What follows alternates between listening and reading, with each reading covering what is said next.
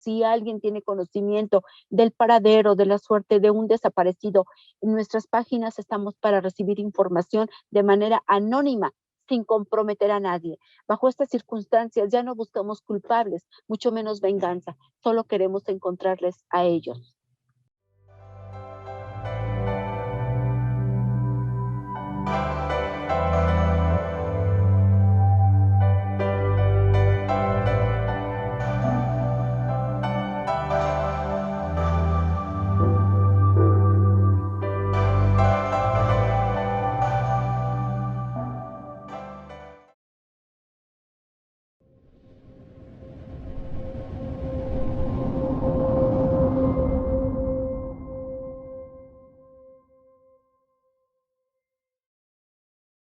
Buenas noches a todos los que nos ven y escuchan. Hoy jueves 18 de noviembre de 2021 presentamos la emisión 55 de Diálogos y Debates, un espacio creado para dialogar sobre temas de la actualidad regional, nacional e internacional y debatir sobre diversos temas que merecen ser puestos en tensión.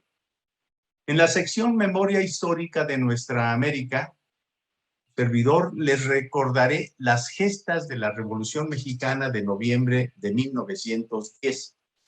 En la segunda sección pasamos revista a las noticias que por su importancia trascienden la coyuntura. En la sección de diálogos y debates, esta vez dialogaremos acerca del tema la austeridad, corrupción y cómo casarse sin problemas. En la sección qué ver, qué escuchar, qué leer, Adriana Paola nos recomienda el artículo En comunidad es nuestra mejor oportunidad, de Ayana Elizabeth Johnson y Catherine K. Wilkinson. Cerramos nuestro programa con la sección de Dialogando con el Arte y la Cultura, y en esta ocasión conversaremos con el colectivo de desaparecidos de Puebla, Voz de los Desaparecidos. Quédese con nosotros en los 50 minutos. Sin más, empezamos con la memoria histórica. Es muy importante en este sentido estas fechas, sobre todo cuando un día como hoy, el 18 de noviembre de 1910, la casa ubicada en la antigua calle de Santa Clara, número 4, hoy es el número 6 hoy es el número 206 de la 6 Oriente, de nuestra capital poblana. Los hermanos Cerdán fueron los primeros en iniciar el levantamiento en armas contra la dictadura de Porfirio Díaz. Todo comenzó muy temprano. Esa mañana la familia Cerdán se vio obligada a iniciar la lucha 2 días antes de lo pactado, es decir, antes del día 20 de noviembre, debido a que la policía intentó catear su casa ante los fuertes rumores del próximo levantamiento. Las autoridades rodearon el domicilio e insistieron a los ocupantes a que se rindieran y se entregaran.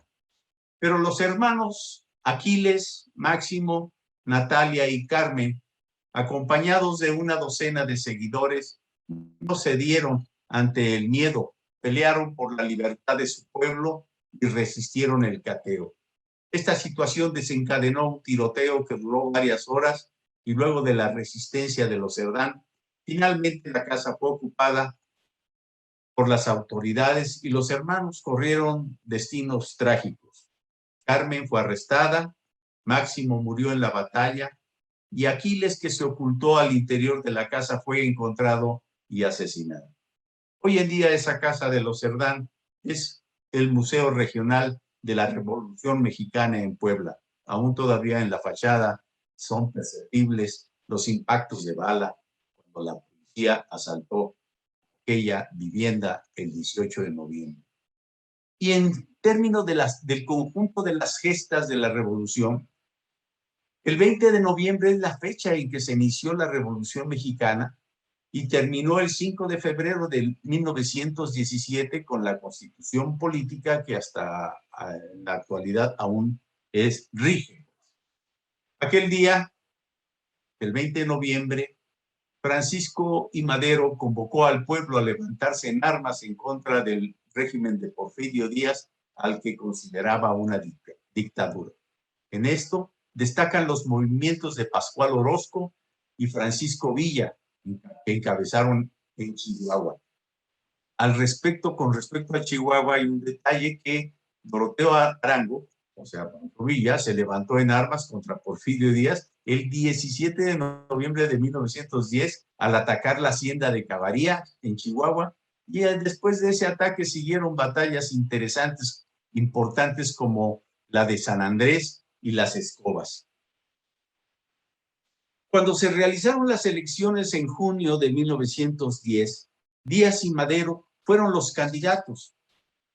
Ganó Díaz como presidente de México y encarceló a Madero por rebelión.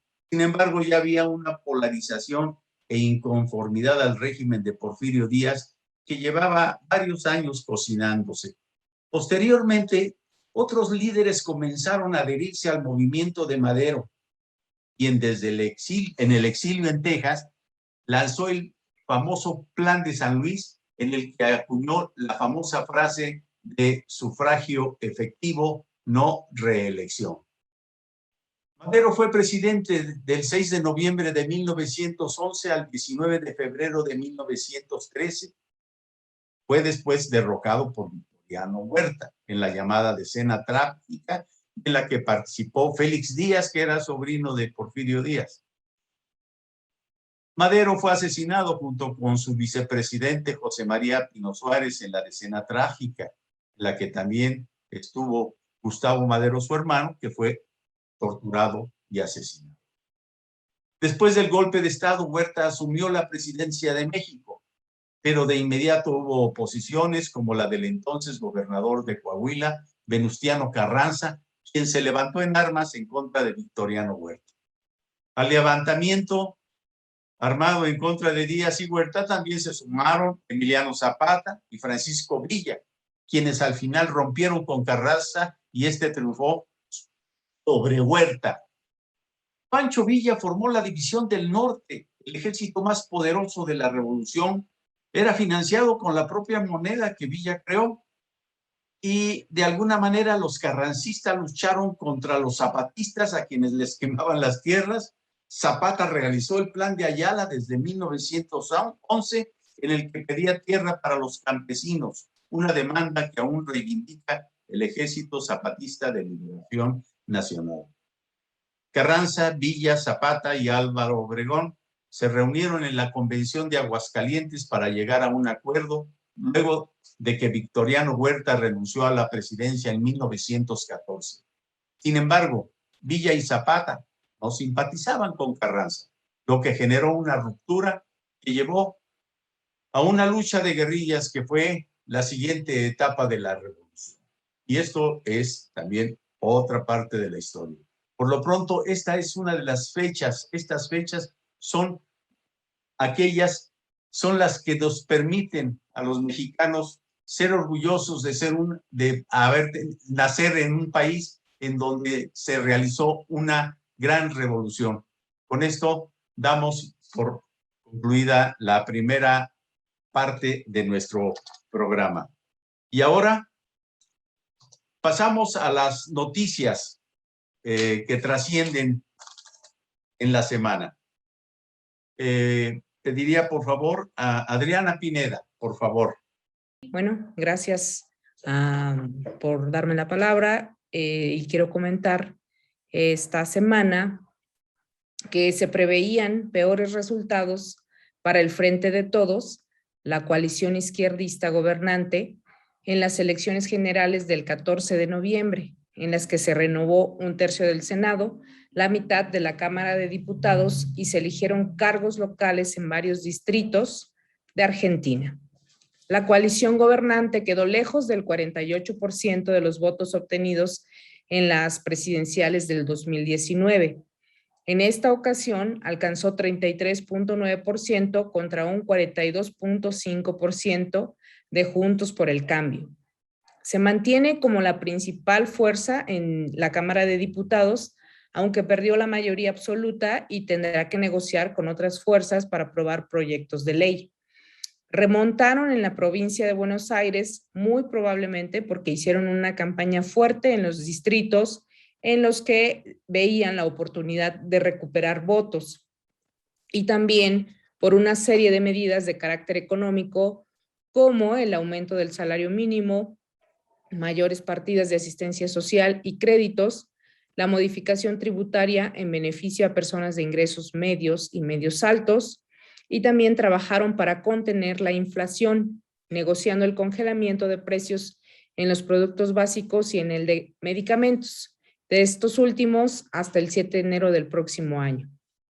Es innegable que la materia económica ha guiado el voto del electorado, que espera cambios inmediatos ante problemas estructurales que requieren un cambio de régimen de largo plazo. Este cambio de modelo implica cierta inestabilidad y crisis, sin soslayar los equívocos de otra índole, de parte de la coalición gobernante que los ha tenido. Para revertir la volatilidad del electorado hace falta conciencia de clase, formación política, derribar los valores neoliberales como el individualismo y la meritocracia, que creo que es algo que toca a muchos países, especialmente de América Latina. Gracias, Marco. Gracias, Adriana.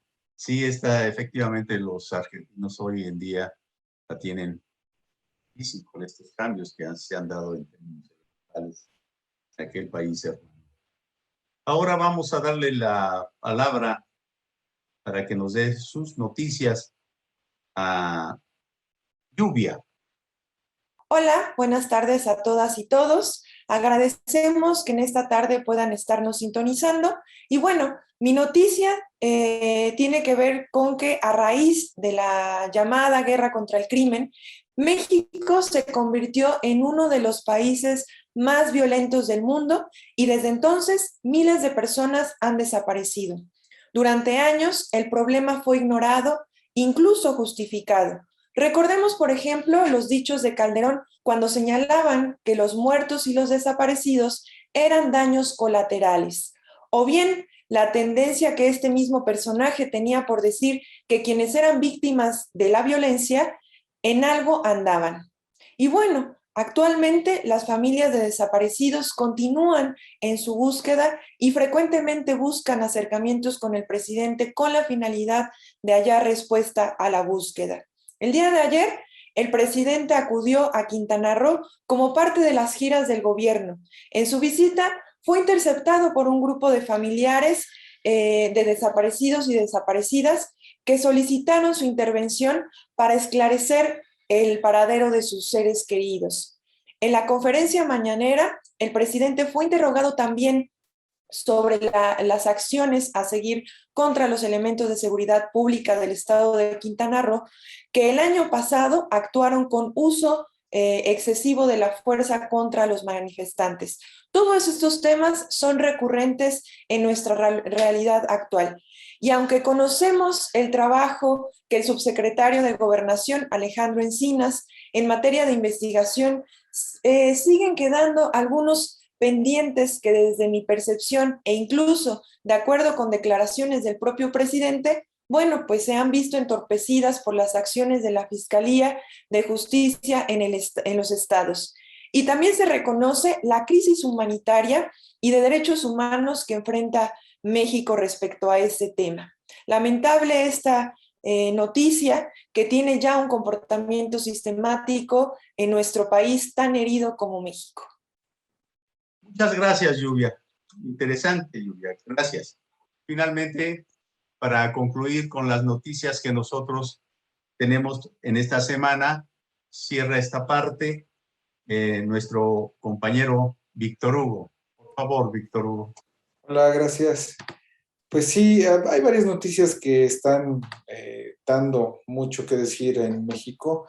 Una de ellas es que ya se aprobó una ley de egresos de la Federación en lo general y en lo particular, lo cual nos permite saber y dormir con tranquilidad porque los programas estratégicos del gobierno federal van a seguir funcionando tal como lo habían planeado. Hay incremento en rubros importantes como la salud, y se garantiza la operación, como les decía, de los programas que ya están funcionando desde ahora.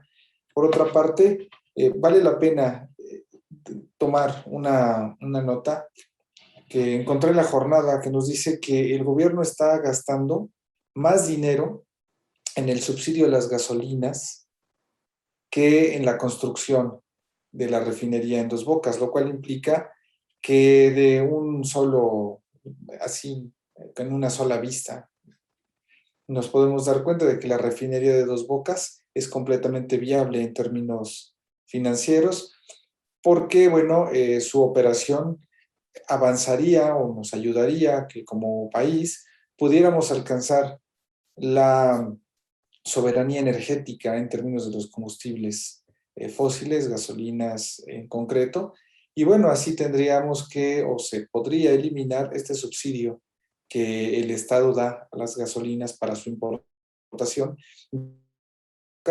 Y bueno, pues con el debate en la reforma eléctrica en la actualidad, recibir una noticia como esta que puntualiza con datos y señas que se va por buen camino en la política energética, refresca el debate. Gracias. Gracias, Víctor. Sí, efectivamente, lo de Dos Bocas todavía no se termina, va aproximadamente en un 68%, según las declaraciones que hace la secretaria de Energía, Rocío Neal. Y pues esperemos que esto llegue a resolver uno de los objetivos que planteó el presidente Andrés Manuel, de ser autosuficientes en la cuestión de la producción de la gasolina. Muchas gracias.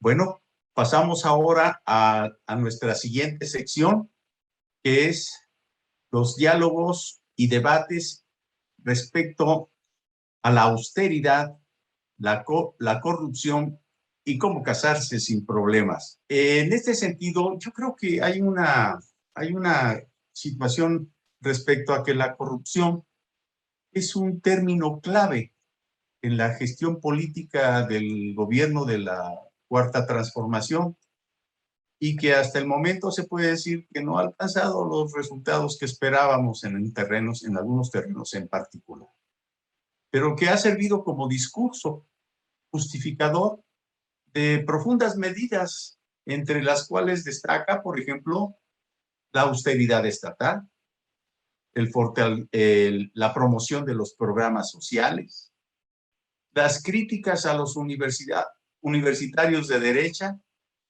el rechazo del derroche, el cuestionamiento de los comunicadores contrarios al régimen, por razones que el presidente solo conoce. Se ha evitado encarcelar a los famosos platuanis del reciente pasado, ha respetado las reglas del secreto bancario, ha reivindicado a connotados empresarios como Slim, Salinas Pliego, Larrea, y ha asumido la propuesta de reforma de pensiones que le entregaron los empresarios. Se ha negado una y otra vez realizar una profunda reforma fiscal. Ha insistido en la integración de México a Estados Unidos bajo el esquema del Tratado de Libre Comercio. Todos son ejemplos que ilustran en el sentido de que el neoliberalismo está vivito y coleando. Pero las consecuencias obviamente es con el conjunto de la ciudadanía. Y en ello nuestros panelistas empezarán a realizar el diálogo y el debate respecto de estos temas. Empezamos con Víctor. Por favor, Víctor. Hola, muchas gracias por la palabra.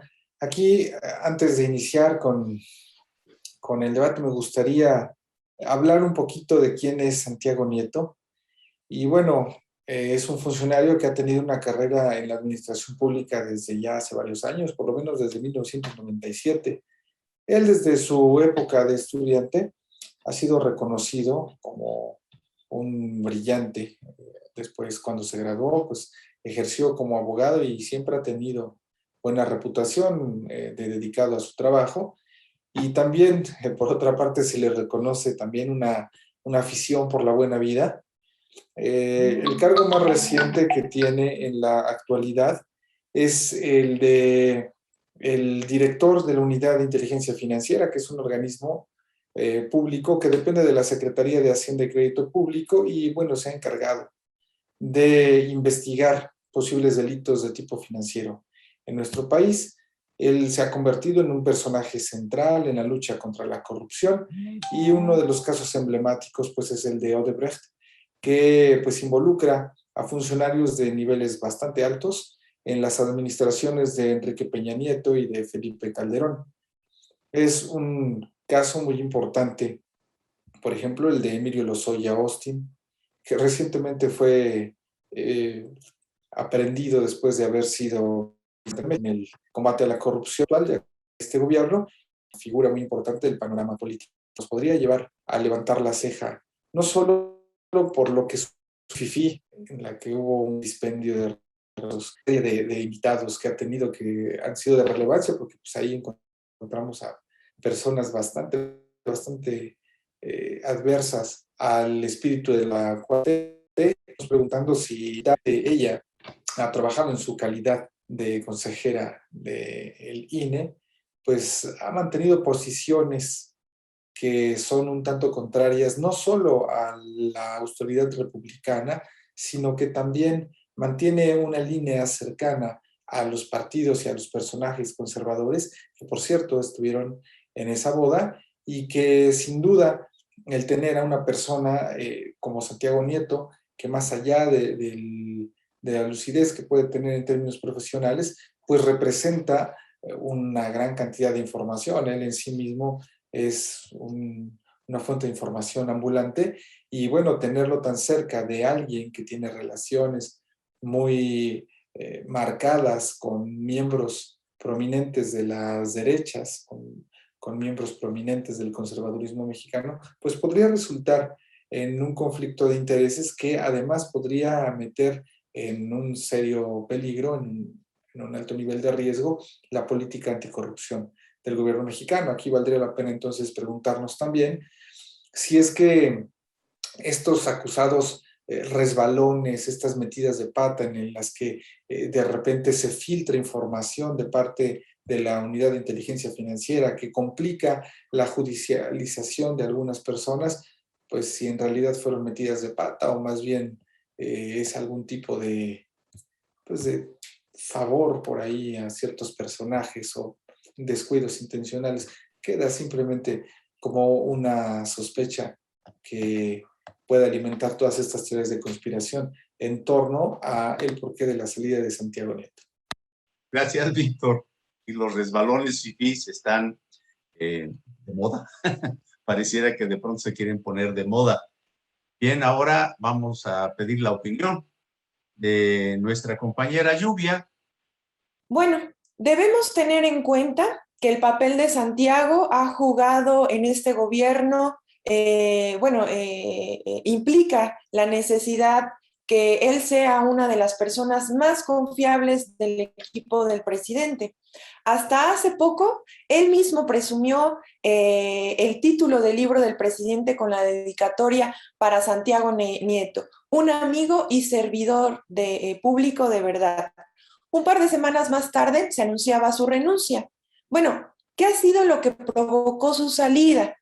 Es sin duda un tema largo que desde mi perspectiva se asocia directamente no solo con el despilfarro mostrado en la fiesta de bodas, sino que se relaciona con algunos de los invitados de la fiesta, entre ellos algunos que son enemigos declarados de la Cuarta T, tal vez empezando por la novia Carla, y otros como Quirino González, que fue gobernador de Sinaloa, Josefina Vázquez Mota, José Calza Rovirosa, que fue exgobernador de Querétaro, Jaime Cárdenas, consejero electoral, entre muchos otros, ¿no? Finalmente, no se trata únicamente de si la boda fue o no fue fifi, sino de la vocación política de quien dirige la Unidad de Inteligencia Financiera. Finalmente, bueno, los criterios técnicos pueden ser aprendidos por cualquiera con la voluntad de querer aprender, pero la garantía de tener a una persona de confianza en un puesto tan estratégico como es el de la dirección, sin duda es un tema muy complicado, ¿no? Bastante complejo. A pesar del riesgo político y mediático que esto representó para la Cuarta T, es notable la factibilidad que alguien con el 65% de aprobación pueda hacer cuando es necesario dar un golpe de timón. Eso es todo, Marco. Gracias. Perfecto, Lluvia. Muchas gracias. Finalmente cerramos esta sección con nuestra compañera Adriana Pineda, por favor. Gracias Marco. Otra vez, pues sí, cuando estábamos poniéndonos de acuerdo para este debate, pues sí fue como un poco a modo de provocación este tema de cómo casarse sin problemas, haciendo alusión a la reciente boda de Santiago Nieto, que sí tiene muy buena fama, es correcto, muy buena prensa, creo que se ha aliado de asesores que le han dado un buen norte respecto a cómo crearse eso, una buena fama. Pero también hay gente que critica sus resultados. El propio Alejandro Gertz Manero, el fiscal de la República, pues nos ha tocado escuchar cómo dice que congelar cuentas no implica todo el proceso judicial correspondiente para poder llevar a prisión pues a cualquier acusado pues en estos términos, ¿no? De los malos manejos financieros. Y es verdad que pues hay un montón de gente y un montón de elementos que ha movido en su desempeño Santiago Nieto. Pienso, por ejemplo, en el tema de los dineros de los narcotraficantes y de todos los intereses o relaciones alrededor del narcotráfico que sí han sido detectados y se han congelado las cuentas, pero bueno, estamos sí escasos de un proceso concreto que haya llevado a buen fin. Y lo que debería de haberse hecho es pues un proceso de colaboración efectivo y eficaz entre todas las instituciones encargadas de estos procesos, ¿no? Pero pues el tema de Santiago Nieto, como bien lo decía hace rato Vic, sí implica su círculo social, el círculo que estuvo allegado a él y que pues sí puede ser en buena parte por la novia, a la que le ha declarado a su ahora esposa, a la que le ha declarado amor incondicional, y pues que pues ella parece que fue la que invitó al presidente del Universal, a Ili, y pues qué casualidad que lleva pues los billetes ahí metiditos en unos sobres, ¿no? Casual, así lleva cualquier cantidad de dinero para pagarse una consulta médica en otro país, otro día. Entonces, bueno, desde ahí, como decía Fabricio Mejía, no te cases porque es una trampa en de este tema en concreto. Pero pues también está hasta dónde están los límites de lo público y lo privado respecto a que el presidente López Obrador quiere implementar un modo de vida austero que pues se aplique que abarque todos los ámbitos de los funcionarios. Es un servidor público, puede cindirse, ¿no? Y por un momento abogar por la austeridad, por la no corrupción, por la pulcritud de sus acciones y por otro lado ser aficionado pues a patos Pekín, no sé, etcétera. ¿Eso es compatible o incompatible?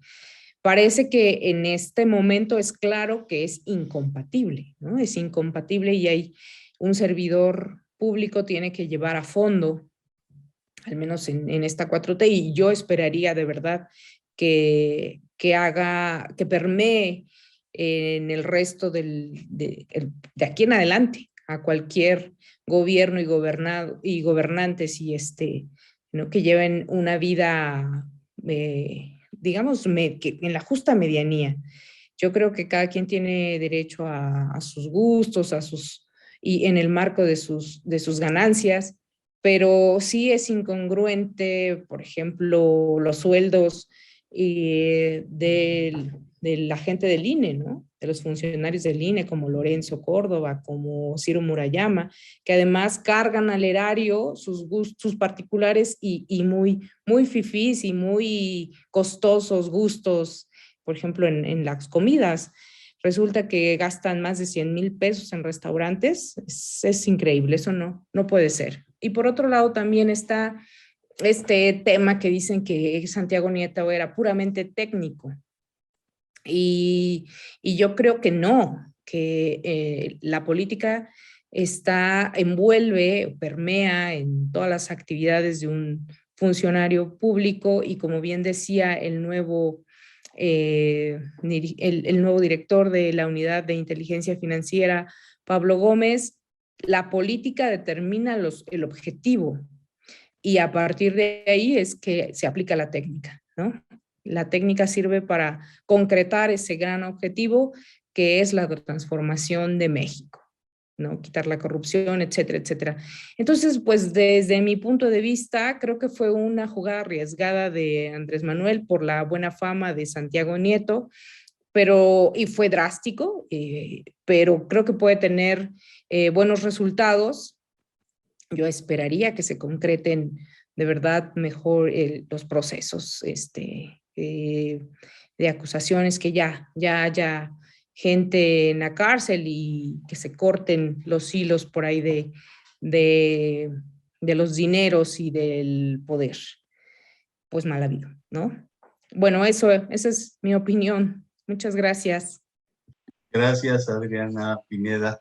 Sí, efectivamente es muy complicado distinguir esta situación de hasta dónde lo público, hasta dónde lo privado, hasta dónde los salarios tan elevados de algunos funcionarios, hasta dónde permitir que presos anden comiendo pato pequín, y que hasta dónde todavía nos hace falta resolver muchos problemas de la corrupción para que podamos hacer una ética política y efectivamente la 4T salga adelante en todas estas problemáticas.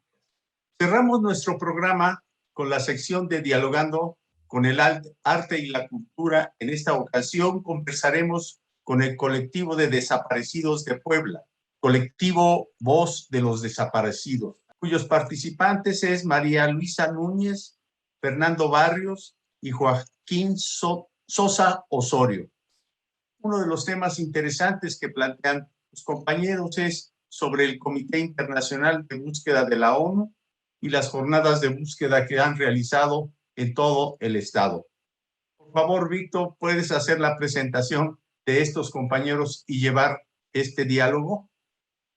Claro que sí, Marco, muchas gracias. Pues agradezco la presencia del Comité Voces de los Desaparecidos. Y bueno, la verdad es que más que dar una presentación, me gustaría que ellas mismas se presentaran y nos dijeran, pues, cuál ha sido este dolor que lleva a las personas, a las familias, a buscar a sus desaparecidos. Todos sabemos que este es un tema que ya tiene muchos años en México, que lamentablemente sigue siendo vigente. Y bueno, pues abrimos este espacio para que se escuchen las voces de quienes buscan a sus familiares y a sus seres queridos. Cedo la voz. Buenas noches, muchas gracias. Yo soy María Luisa Núñez Barojas. Soy mamá de Juan de Dios Núñez Barojas, desaparecido viernes 28 de abril del 2017 en mi municipio Palmar de Bravo. Él iba en compañía de los hermanos Abraham y Vicente Basurto Linares, quienes desafortunadamente se encuentran desaparecidos en igual de circunstancias que mi hijo. Y pues, soy integrante del colectivo Voz de los Desaparecidos en Puebla. Muchas gracias, María Luisa. ¿Cómo te integraste a este comité? Bueno, más allá de la necesidad de buscar a tu ser amado, ¿cómo fue que te enteraste y cómo fue la integración? Claro, pues fue bueno, fue entre curioso porque pues cuando se da la desaparición de mis hijos, yo empiezo me empiezo a involucrar en búsqueda también en medios digitales, en redes sociales. Me percato que en otros estados había colectivos de familiares buscando a sus desaparecidos y trabajaban justo así en colectivo. Yo buscaba en Puebla un colectivo al cual yo pudiera acercarme para que me ayudaran. Desafortunadamente no encontré ningún colectivo, no encontré ninguna organización o asociación que pudiera, en la cual yo pudiera recargarme. Y pues bueno, fue hasta el cabo de un año, año y medio que pues al ver que no había un colectivo en Puebla, pensé en que era necesario fundar uno y coordinarme con otras familias que estaban viviendo la misma situación que yo. Fundé el colectivo con la intención de ayudar a otras familias, pero la sorpresa ha sido que son ellos quienes me han ayudado a mí y a sobrellevar esta situación tan difícil como es la desaparición de un ser querido y pues también la falta de respuesta por parte de las instituciones. Ok, y dentro de las investigaciones que ustedes como colectivo han realizado, ¿han detectado algún tipo de patrón en las formas de operación, en las mecánicas, tanto de las desapariciones como pues de la propia autoridad? Sí, definitivamente hemos detectado patrones y estos han sido inclusive por región. Por ejemplo, en la zona de Tehuacán, entre 2015 y 2016, la desaparición de mujeres jóvenes entre 18 a 20 y tantos años, y pues ella lo reconoció, ¿no? Que operan redes de trata. En la zona norte, pues también tiene un fenómeno muy peculiar, lo mismo que ocurrió en lo que es mi región, el llamado Triángulo Rojo, y que ahora va caminando hacia lo que sería la región donde a partir de Izúcar de Matamoros y Chietla. Desafortunadamente, pues en todas estas cuestiones de la desaparición, es culpa de la inseguridad que impera en el Estado, es culpa del crimen organizado que, tenemos que decirlo, se gesta muchas veces desde las propias instituciones encargadas de garantizar la seguridad a los gobernados, de las mismas instituciones de investigar los delitos y de la impartición de justicia. Entonces, pues es realmente un monstruo al que nosotros nos enfrentamos, no tan solo como familiares, sino como ciudadanos.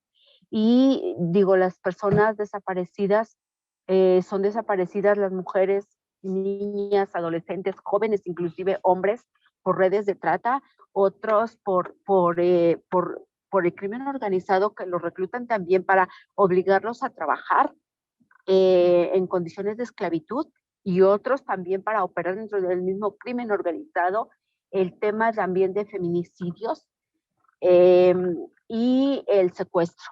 Son el asalto y atraco en carretera también, que las personas que van transitando, pues además de que los despojan de sus vehículos, pues también a ellos los desaparecen, desgraciadamente. Y estos son, bueno, sí hemos detectado este tipo de patrones y de delitos diferentes que convergen en el tema de la desaparición. Y bueno, pues también mis compañeros pueden hablar al respecto. Ok, agradezco mucho. Me gustaría dar la voz a algún familiar más que nos quisiera comentar. Entiendo que aquí está el compañero Javier. Buenas noches a todos y gracias de antemano por este espacio. Yo soy papá de Nadia Guadalupe Morales Rosales, que desapareció acá en la ciudad de Puebla. Aquí se encuentra mi esposa. Soy la señora Victoria Rosales Camacho, mamá de Nadia Guadalupe Morales Rosales, desaparecida el 27 de octubre del 2017 a la edad de 17 años acá en la ciudad de Puebla. Nosotros en su momento nos sentíamos solos porque íbamos al Ministerio Público y nos hacían dar vueltas, ¿sí? como a todas las familias que en su momento pues, estaban en la misma situación que nosotros. De ahí nos logramos contactar con la licenciada María Luisa, que estuvo en un plantón en Fiscalía, y nosotros llegamos también ahí, y de ahí pues empezamos a estar juntos en este camino, el cual ya no nos sentimos solos, porque gracias al colectivo, como ella decía, pues también estábamos a buscar a alguien que nos ayudara, que nos apoyara en cómo buscar a nuestra hija. Sí, acá ha sido, pues sabemos que para todos es un camino muy difícil, pero el cual ya no nos hemos sentido solo, porque cada vez se siguen sumando pues más gentes, que no debería de ser, esto ya debería de terminar, pero desgraciadamente siguen sumando más gentes, pero también afortunadamente se han sumado muchas gentes que han tratado de ayudarnos de una o de otra forma. ¿Sí? Las autoridades, pues como nosotros lo sentimos, los ministerios públicos son los que están fallando, porque en este caso, en el de nosotros, en 4 años que lleva desaparecida mi hija, llevamos 4 ministerios públicos, de los cuales se echan la bolita unos y otros sobre la documentación, y es volver a empezar con todo el papeleo, todas las investigaciones, y desafortunadamente pues no han dado un protocolo que deben de llevar ellos, ¿no? Para la desaparición de una persona. Bueno, aquí me gustaría hacer una pregunta que abarque un poquito más de las lamentables experiencias de los compañeros que hemos escuchado, y me refiero nuevamente no solo a los patrones que existen en la dinámica, en el móvil, en la forma en la que desaparecen los compañeros y en estas fallas que existen en nuestro sistema de impartición de justicia, sino también en la pertinencia de ajustar para nuevos protocolos, cuáles son las necesidades a las cuales se enfrentan los diversos colectivos, las personas que sufren la desaparición de un ser querido ante estos protocolos. ¿Cuál sería la principal demanda respecto a este tema de protocolos? Te puedo contestar, es que Joaquín refiere que tiene problemas con su micrófono. Claro que sí, compañera, te lo agradecería mucho. Sí, claro, pues primero que nada, la principal necesidad a la que nosotros nos enfrentamos es que haya una respuesta real. Lo que decimos mucho, que haya una voluntad política real por parte de las instituciones. Nos queda perfectamente claro que Puebla tiene en sus instituciones el potencial para dar resultados ante las necesidades de inseguridad y este problema que a nosotros directamente nos afecta. Sin embargo, de lo que sigue careciendo es del querer, de esa voluntad de querer hacer verdaderamente las cosas. Me queda claro que cuando ha desaparecido a algún funcionario público o inclusive cuando a un servidor público de alto nivel le han robado su camioneta, la respuesta, el aparato de seguridad pública se mueve de tal manera que de manera inmediata hay respuestas. Encuentran a la persona, encuentran la camioneta, pero bueno, es porque hay ese interés. Y en el caso de nuestros familiares, de nuestros desaparecidos, desafortunadamente, porque no tenemos una posición en un nivel de gobierno, porque no tenemos las posibilidades económicas quizá para hacer esa movilización, porque somos alguien del pueblo, ¿no? Porque somos gente de los de a pie, pues para nosotros no hay esas consideraciones y no hay ese privilegio que en general debieran tener todas las víctimas. Entonces, eso es lo que necesitamos, consideramos y nos consta que no es por falta de una ley, que no es por falta de un protocolo, simple y sencillamente es falta de voluntad política real de querer hacer las cosas. Esa es la verdadera carencia, es la verdadera limitación a la que nos hemos enfrentado. Tan es así que llevamos años buscándoles a ellos y como dice Javier, más y más familias se suman a esta tragedia de horror que nos ha tocado vivir a nosotros. Entonces, por ahí hay un dicho, ¿no? Que cuando las cosas se quieren hacer, se pueden lograr. Entonces, eso es lo que hace falta aquí, que realmente se quieran hacer las cosas. Las investigaciones en fiscalía se limitan a solo realizar o enviar oficios de colaboración de mero trámite burocrático. Pero les puedo decir a ciencia cierta que hoy, de los familiares que estamos aquí, a pesar de los años transcurridos, nunca ha habido un solo acto tendiente a buscar verdaderamente a nuestros hijos. Y de todas las familias del colectivo, que somos aproximadamente 100 familiares o 100 familias, en todas, de verdad se los puedo decir, lamentablemente en ninguno ha habido realmente una acción por parte de las autoridades, de las instituciones que demuestran que verdaderamente los van a buscar o que van a investigar. Es darle muchas vueltas al asunto, pero nada concreto, nada específico. Entonces, pues es eso, ¿no? Porque no han querido hacer las cosas, porque no son sus familiares, porque no les interesa. Me gustaría saber también, y que lo sepan las personas que nos están viendo en este programa, ¿cuáles son las puertas que ustedes ya han tocado y cuáles son los siguientes pasos dentro de su lucha? Javier, ¿quieres que conteste o puedes contestar? Bueno, creo que yo, ¿verdad? Bueno, de inicio cabe decir que cuando nosotros iniciamos con el colectivo, que nos fundamos como colectivo el día 8 de agosto del 2018, en Puebla no se hablaba de la desaparición de personas. Tal pareciera que la desaparición de personas era un tema tabú en este estado. Todos nos creíamos eso que nos vendieron en su momento de una Puebla segura, cuando para aquel tiempo Puebla ya ocupaba a nivel nacional el 8º lugar en desaparición de personas, con más de 1,600 personas desaparecidas.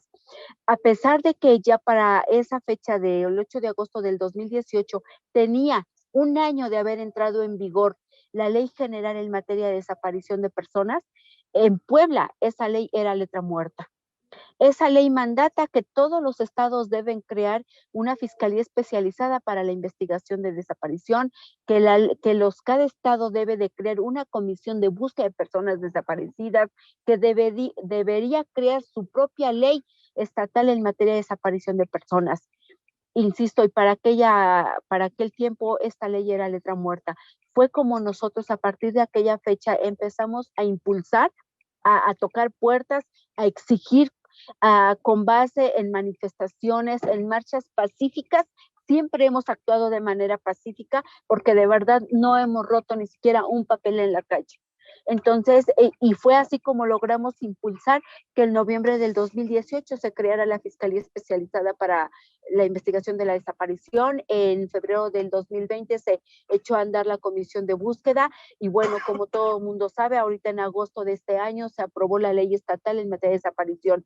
Sin embargo, pues esto no queda aquí, la ley no va a resolver el problema por sí sola. Necesitamos que todos estos marco legal que ya existe se traduzca en hechos reales. Y para eso también tenemos que levantar la voz ante organismos internacionales. Ahorita está de visita a partir del 15 de este mes de noviembre, hasta el 27 está de visita en México por primera vez en su historia, que son 13 años de que se creó este comité, el Comité contra las Desapariciones Forzadas. Este comité depende de la ONU. El primer país que visita, al que sale a visitar fuera de su sede en sus 13 años de creación es México, porque en México es innegable que existe una severa crisis en materia de derechos humanos, pero además que México tiene más de 94,000 desaparecidos, un número mucho mayor de que si se tratara de una guerra civil. Entonces, nosotros también nos estamos acercando al comité.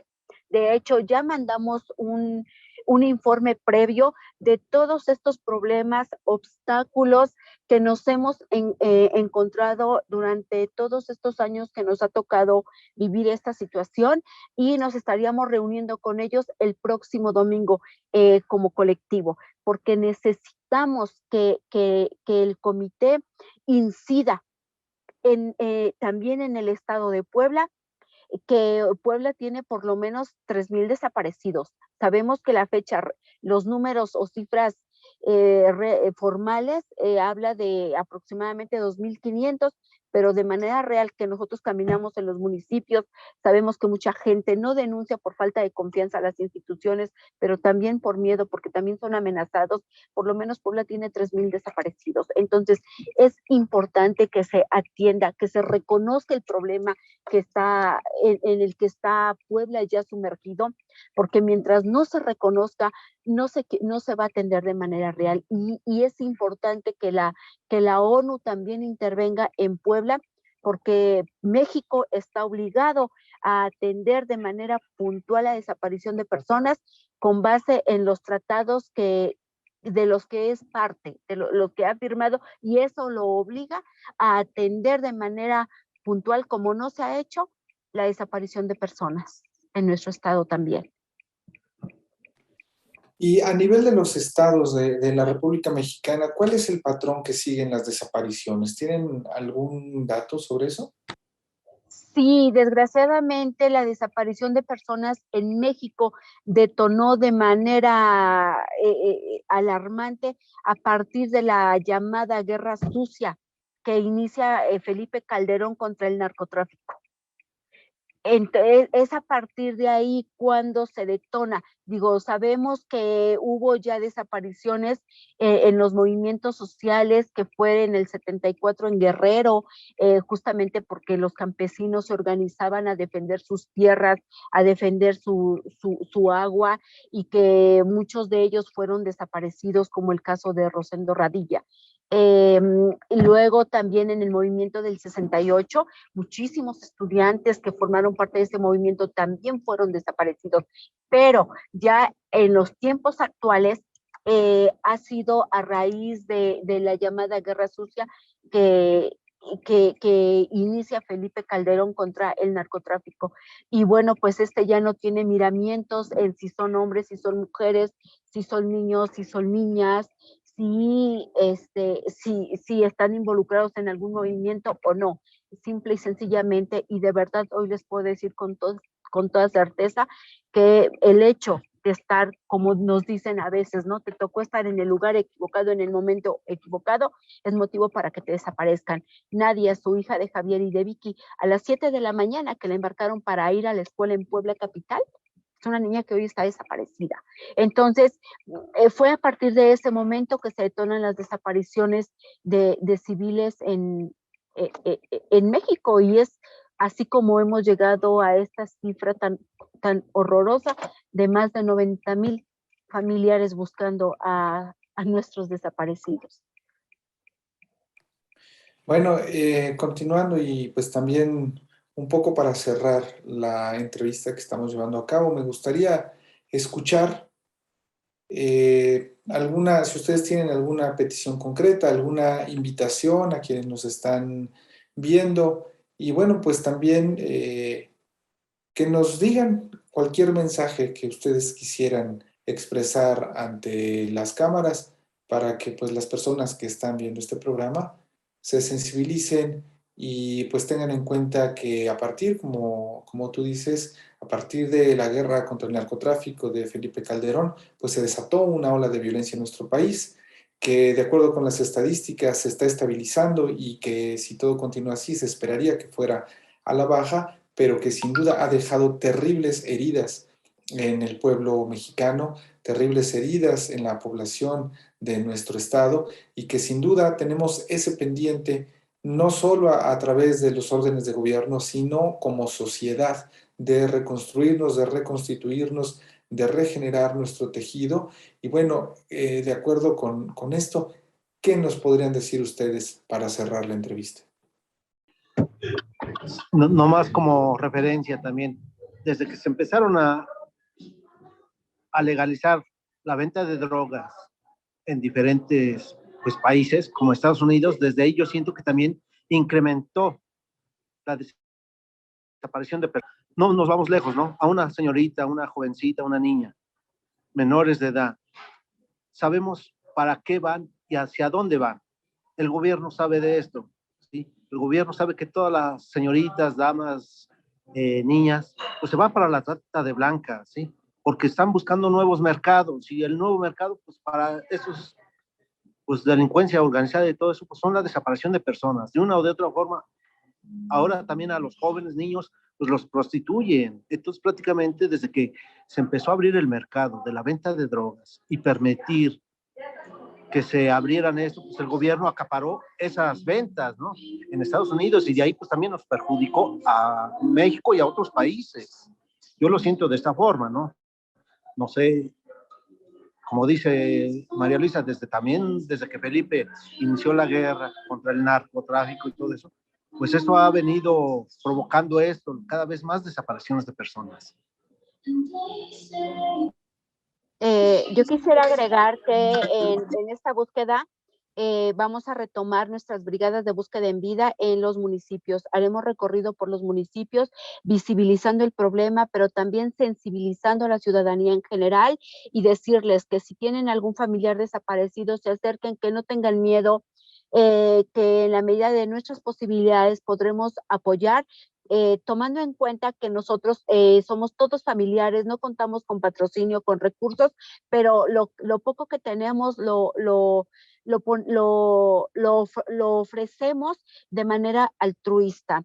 Y que bueno, pues todas las personas que no esperen a que les toque, que desgraciadamente en esta situación de inseguridad nadie está exento de vivir una desgracia como esta, que los desaparecidos son de todos, que tenemos niños esperando a papá en su casa, que tenemos a niños esperando a que mamá regrese, a que mamá sea localizada, y que bueno, pues realmente es una tragedia inimaginable para quienes no lo viven, pero que no necesitan vivirlo, y que hay gente solidaria como Joaquín, que están con nosotros y que han hecho de nuestra lucha su propia búsqueda. Y eso es lo que necesitamos, que en la medida de que como ciudadanos en general nos podamos ir sumando, acompañando, abrazándonos entre nuestras propias luchas, vamos a poder salir adelante y a no dejar que nuestro barco llamado Puebla, llamado México, termine por hundirse. Y muchísimas gracias por el espacio, porque gracias a estos espacios es posible que la voz de nuestros desaparecidos se escuche por todas las personas. Muchas gracias. Muchas gracias, compañeros. ¿Alguien de los compañeros del programa gusta preguntar algo a nuestros invitados del día de hoy? Bueno, pues un abrazo solidario a todos y cada uno, todas y todos, ¿no? Familiares y víctimas de esta lamentable situación. Y bueno, lo que decía ahorita María Luisa respecto a qué podemos hacer como sociedad civil, me gustaría saber si podemos hacer algo más, cómo podríamos acompañarlos en este camino que es difícil, que es tortuoso. Y bueno, eso, Vic. Sí, cómo no, muchísimas gracias. Pues es importante primero, como decía Javier, cuando nos ocurre una desaparición, lo primero que la sociedad hace es criminalizar a nuestro desaparecido, y empiezan porque seguro se fue con el novio, porque seguro andaba en malos pasos. Tenemos niños pequeños que ni una ni otra, ¿no? Y familiares que rumbo al trabajo fueron desaparecidos, o a la escuela como Nadia. Entonces, ¿qué necesitamos? Que por favor, cuando vean una ficha, un boletín de búsqueda, lo compartan, que no emitan juicios a priori, porque ya de por sí estamos muy desgastados, y escuchar este tipo de juicios a priori que nos condenan sin conocernos, todavía eso no ayuda, definitivamente. Y que estaremos saliendo a los municipios, que tenemos nuestras páginas en Facebook, en Messenger, en Twitter, que si nos se quieren sumar, pueden acompañarnos. El hecho de acompañarnos también, y que muchas veces nos han obsequiado talleres de capacitación, es para nosotros todo es útil, toda la ayuda que nos quieran brindar, todo es útil, todas las manos hacen falta y corazones dispuestos a colaborar, a sumar en nuestras búsquedas. Y que pues cuando vean que se está realizando una búsqueda, se pueden sumar con una botella de agua. Inclusive tenemos que hacer, a veces no podemos evitarlo y apartarnos de la realidad, tenemos que hacer búsqueda forense, fosas clandestinas. Necesitamos palas, picos, aguas, productos para botiquín de primeros auxilios. En nuestras páginas están nuestros datos de contacto, número telefónico, nos pueden escribir, y también si alguien tiene conocimiento del paradero, de la suerte de un desaparecido, en nuestras páginas estamos para recibir información de manera anónima, sin comprometer a nadie. Bajo estas circunstancias ya no buscamos culpables, mucho menos venganza, solo queremos encontrarles a ellos. Muchas gracias a los compañeros de voces de los desaparecidos y extendemos la solidaridad de todo a estas tragedias de horror que en Puebla han dado ustedes datos importantes, 3,000 desaparecidos, y sobre todo la cuestión y la negligencia de las autoridades para avanzar y resolver todos y cada uno de los casos. Muchas gracias por habernos acompañado en esta última sesión. Muchas Bien. gracias, buenas noches. Buenas noches. Buenas noches, gracias por la información. Gracias. Estaremos pendientes. Nos vemos en 8 días en la emisión 56 de Diálogos y Debates. Gracias. Buenas noches. Hasta pronto.